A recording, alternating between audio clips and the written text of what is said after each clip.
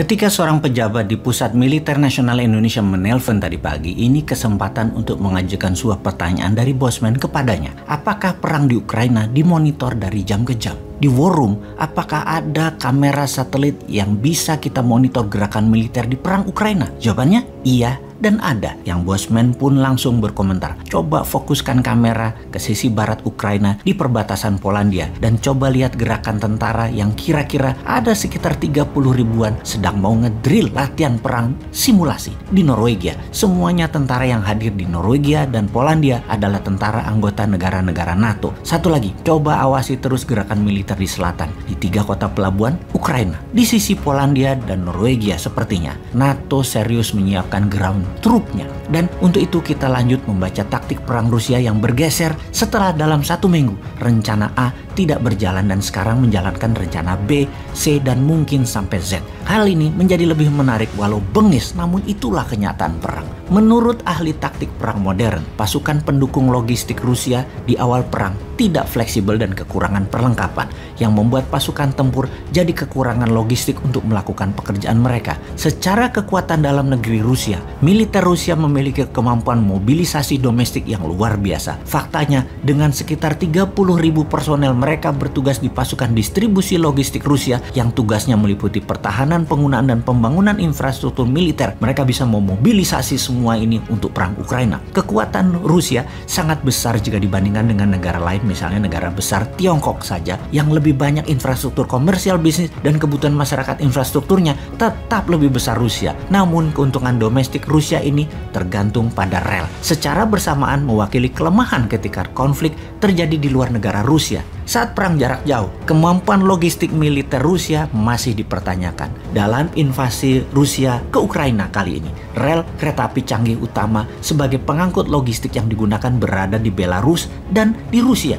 Jadi untuk pasokan lebih lanjut ke Ukraina harus menggunakan truk. Ternyata Rusia tidak cukup truk. Disinilah bottleneck pertama dari logistik Rusia. Dari kereta api yang datang banyak pindah ke truk. Kendaraannya kurang. Kita lanjut perubahan strategi yang jitu oleh Rusia kemudian. Inilah dinamisnya perang. Pada angkatan bersenjata Rusia, unit organisasi terbesar dari pasukan darat mereka biasanya didukung oleh 1 brigade dukungan material teknis pada dasarnya. Pasukan pendukung logistik mereka, masing-masing brigade ini terdiri dari 1.000 personil yang mengoperasikan 408 kendaraan pengangkut yang mampu mengangkut 1.870 ton kargo. Ini ternyata agak belum memadai pada saat awal peperangan Ukraina. Menurut pensiunan Letnan Kolonel Alek Versinin, pakar permodelan dan simulasi konflik militer pasukan Rusia, di bawah konfigurasi mereka saat ini, tentara darat Rusia sama sekali tidak mampu mendukung pertempuran lebih dari 90 mil atau 145 km dari tempat pembuangan pasokan logistik, dalam hal ini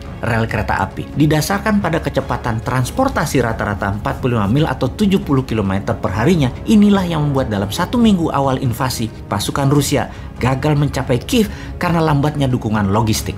Selagi memperbaiki sistem logistik, Rusia merubah taktiknya sekarang dengan memperbanyak tembakan menggunakan artileri roket. Ini bukan roket menembak RPG tentunya yang digendong di pundak. Ini peluncur roket besar di atas truk atau di atas tank yang memerlukan pasukan pendukung logistik juga. Selain makanan, amunisi, dan bahan bakar, karena setiap roket memerlukan truk khusus untuk diangkut ke peluncur. Ini yang difokuskan oleh Rusia sekarang. Rusia kemudian menambah strateginya, yaitu bumi hangus ala Aleppo, Suriah. Strategi bumi hangus, serangan bertubi-tubi ke kota strategis agar menimbulkan efek trauma dan Zelensky menyerah, agaknya mulai menunjukkan efek positif bagi Rusia. Salah satunya mengakibatkan eksodus besar-besaran ke arah barat warga Ukraina. Masih sekitar fakta lapangan menunjukkan bahwa ketika pasukan Rusia menyerang, seharusnya pasukan Rusia dapat beroperasi secara mandiri tanpa dukungan logistik selama sekitar 3 atau 5 hari. Namun faktanya sekarang ternyata tidak lebih dari 2 hari sudah berantakan dan ditarik ke garis pertahanan. Di sisi Ukraina, pasokan pangan didapat dengan bantuan masyarakat dan bunker pangan yang sudah disiapkan jauh-jauh hari